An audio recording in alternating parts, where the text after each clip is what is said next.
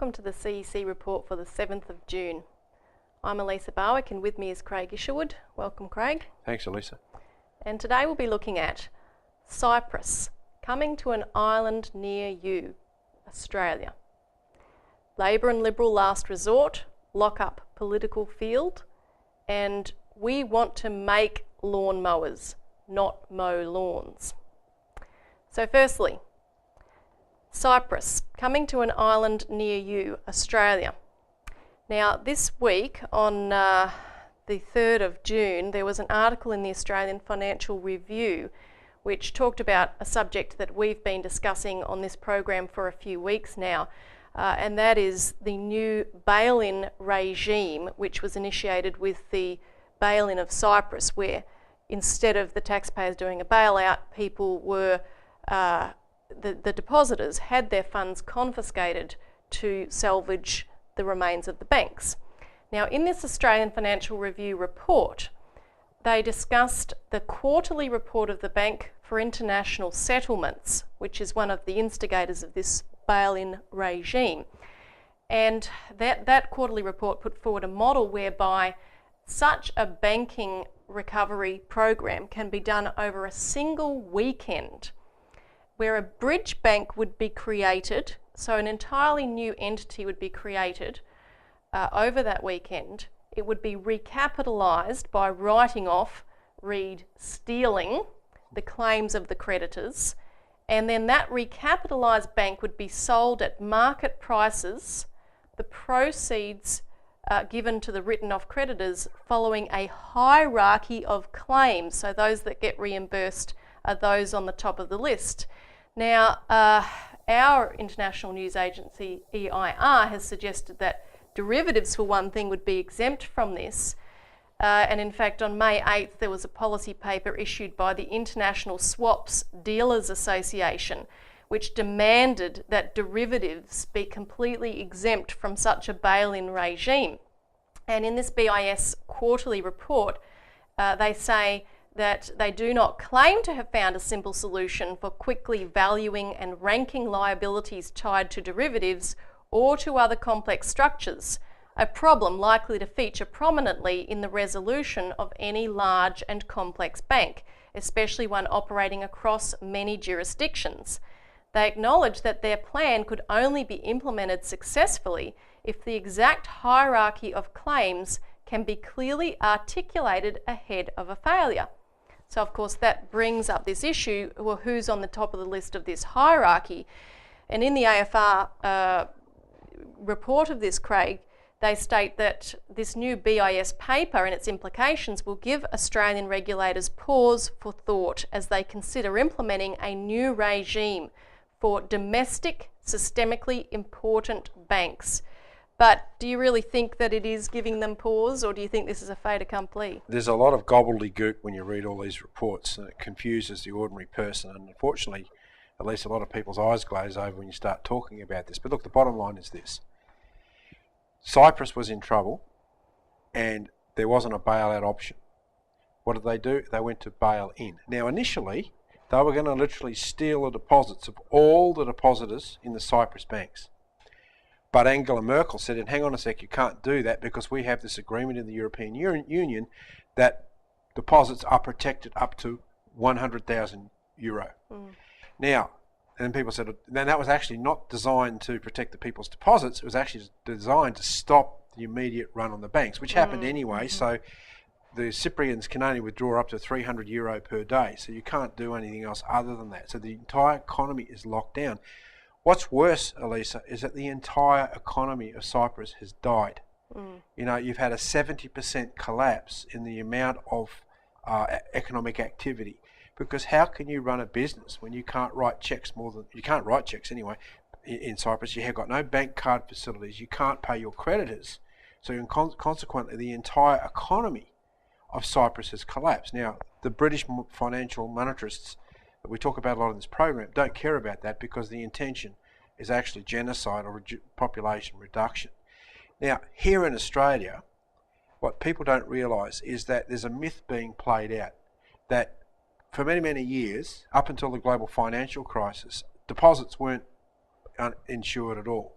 There was no, if a bank went bust, then you didn't, you lost all your deposits, right? But the banking system within Australia has had the ability, has had the effect of being governed in very rigorous terms by the Commonwealth Bank, even though it was taken over and privatised in the last 30, 40 years.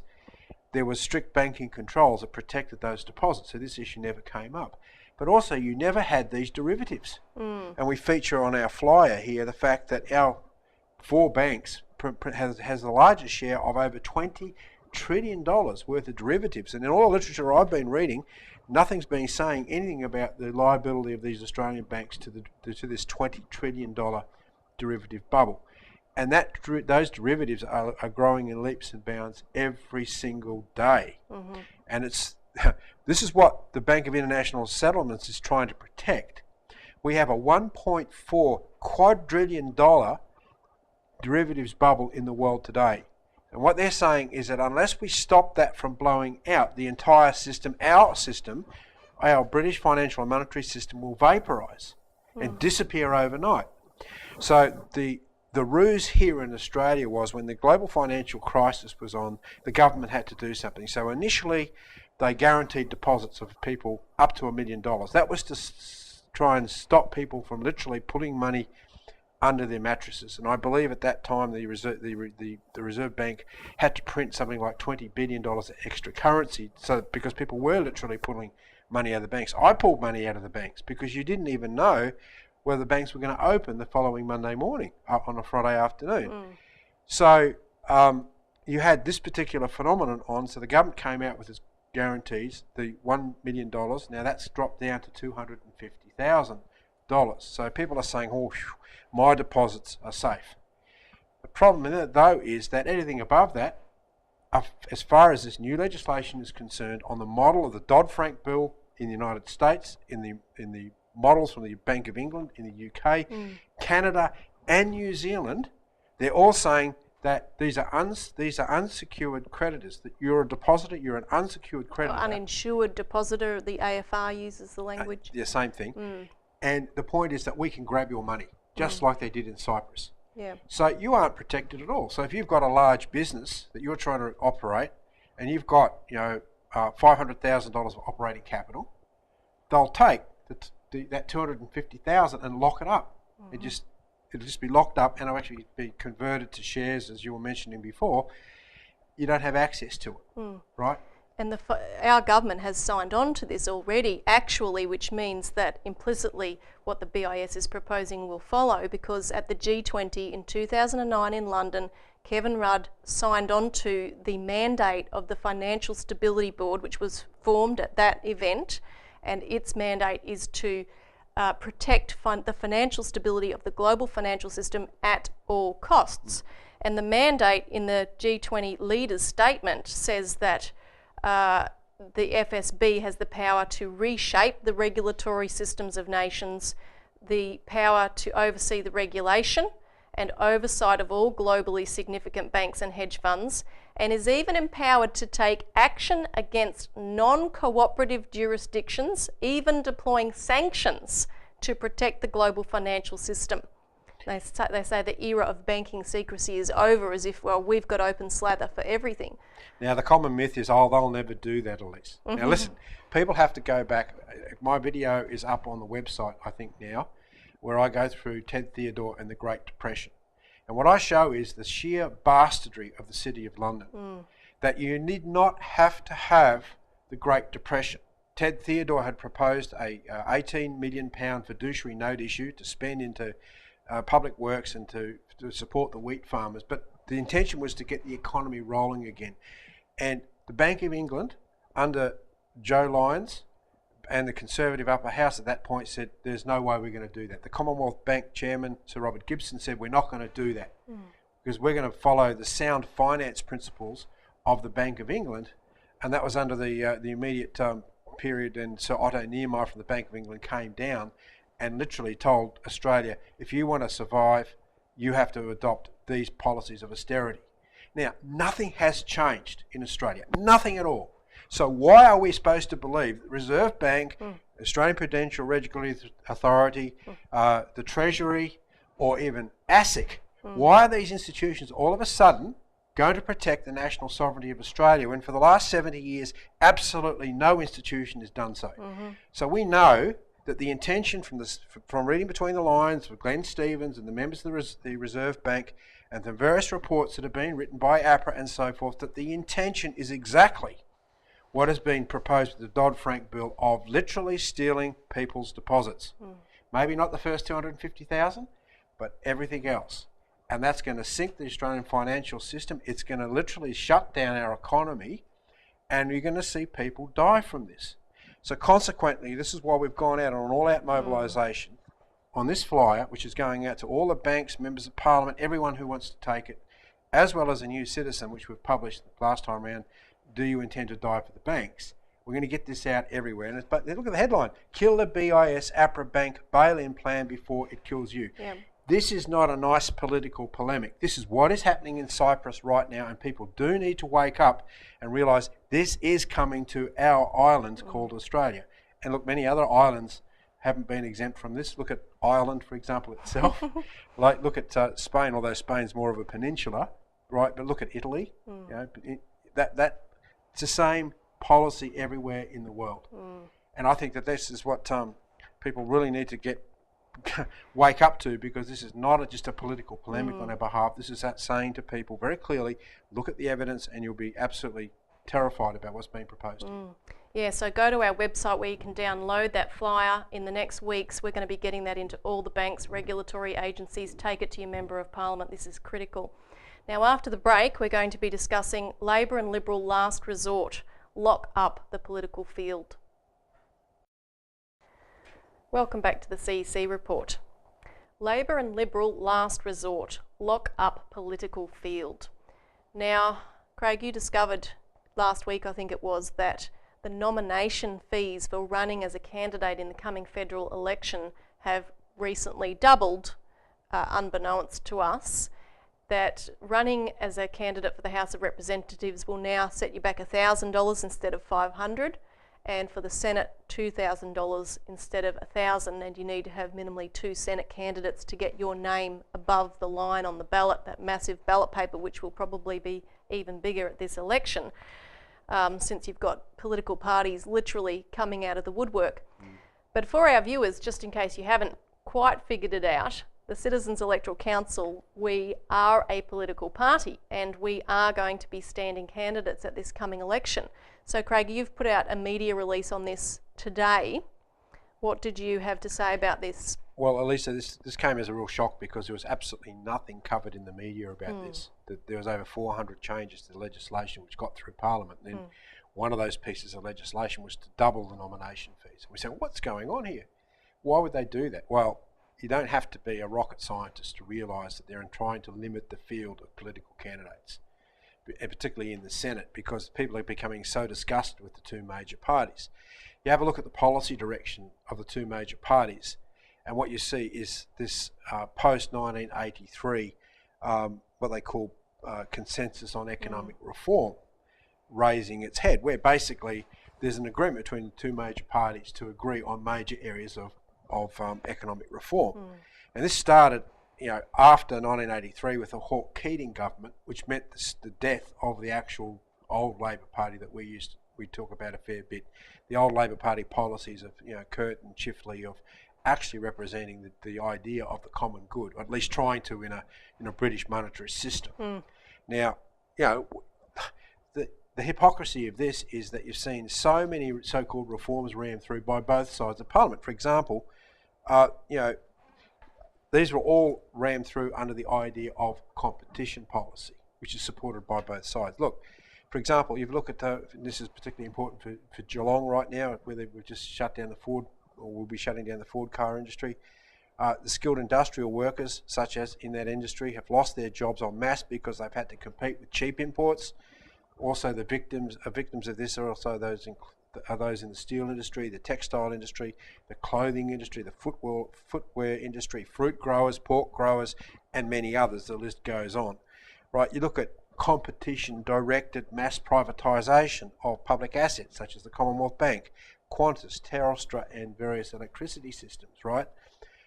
Thousands of dairy farmers have gone broke and many hundreds were driven to suicide when competition policy deregulated their industry, right? Both sides of politics keep bringing this policy up. They like competition policy, except when it comes to the federal election, where Well, they're there you trying have to it. exclude a whole Yeah. host of people who can't afford to put up $1,000 to $2,000 to contest. Well, I can remember when the elections actually were not 1,000, they were free. Then it went to $250, and then they doubled after about 5 years to 500, which was a big jump then.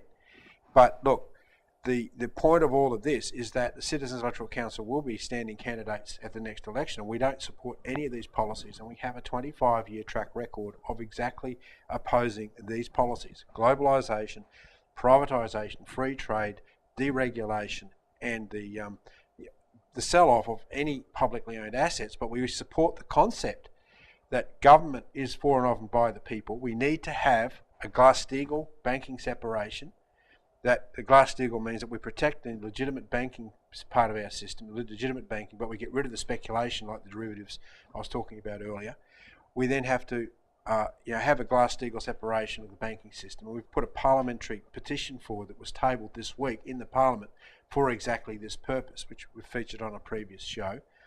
That's the first most important thing. If we don't deal with this global financial debt bubble in the form of derivatives and the speculative bubble in the form of derivatives, then our country is finished.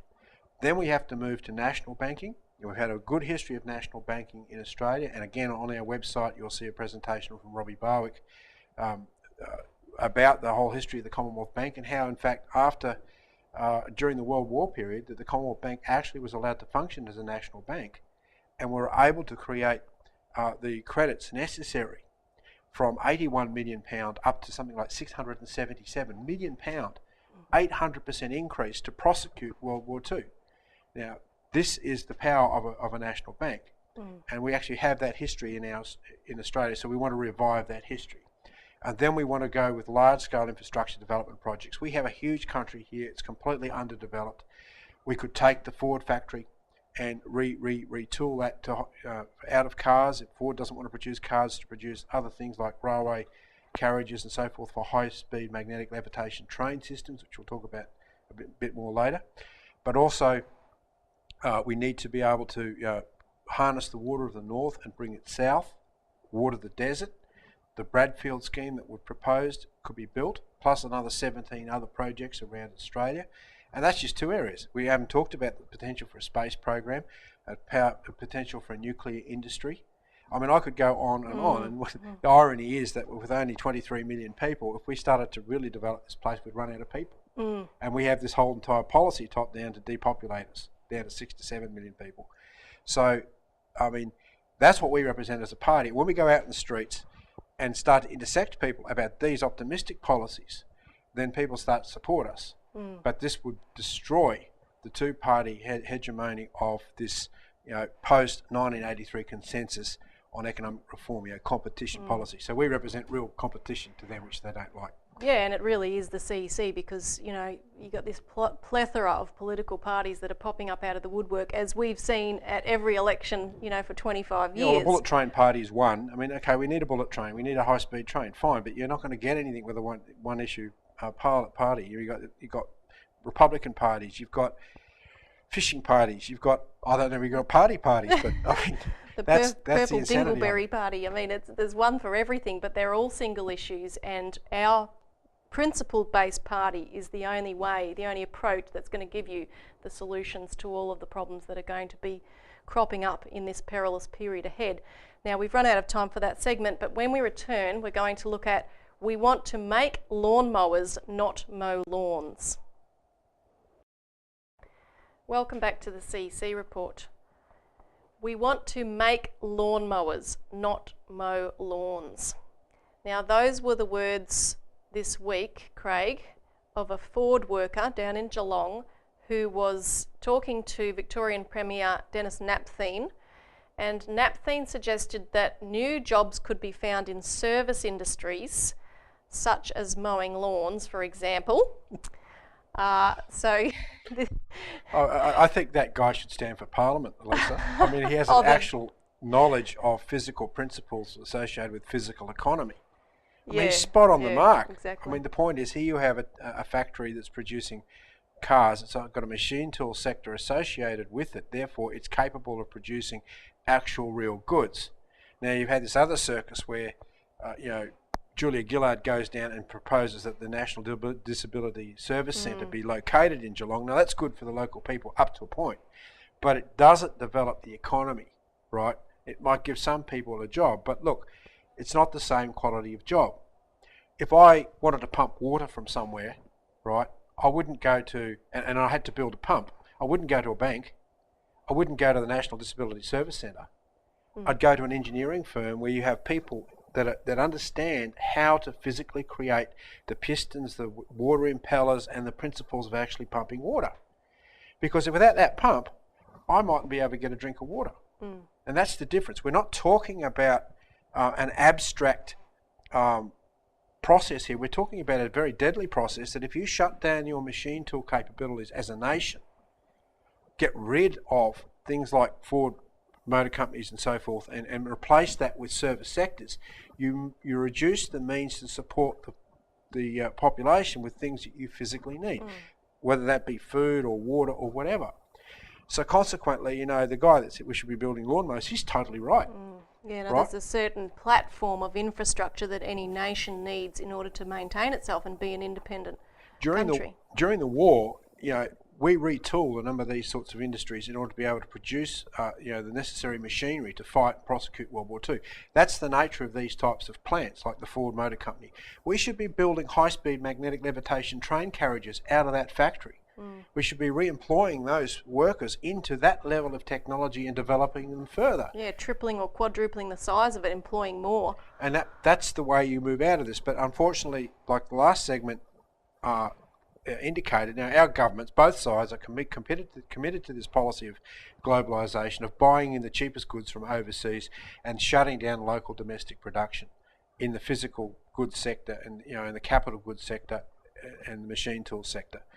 So, I mean, there's many things that we could talk about in terms of this sort of approach, but unless people get up, like this guy should stand for Parliament, I reckon. I mean, you'll have more chance of getting votes down there than, a lot of people are saying, we've got to support the service sector because he actually understands this principle of physical economy, as do a lot of Australians. And in fact, the CEC has been down there this week on the ground and got a lot of grief from the local council, which, as we know, most local councils are full of usually the Liberal and Labor types that, as again we talked about in the last segment, are trying to block people like us from standing at the next election. But here we are, the only people that are opposing the plan to steal your life savings and to bail out the derivatives, the only people that are standing to actually create more jobs. I mean, we're going to have jobs coming out of the rafters because we have to build this country and we've got a big job to do. We've got plenty to do. Exactly. There's so much that is lacking, and you have to look at it like Roosevelt did in the 30s and say, well, we don't have this, we don't have that, this is a problem. Well, instead of saying it's a problem, you say, okay, that's good. Let's create the ability, the apparatus to solve that problem, and that is how you get out of that crisis. Exactly. Now, that's all we've got time for, and thanks for tuning in this week.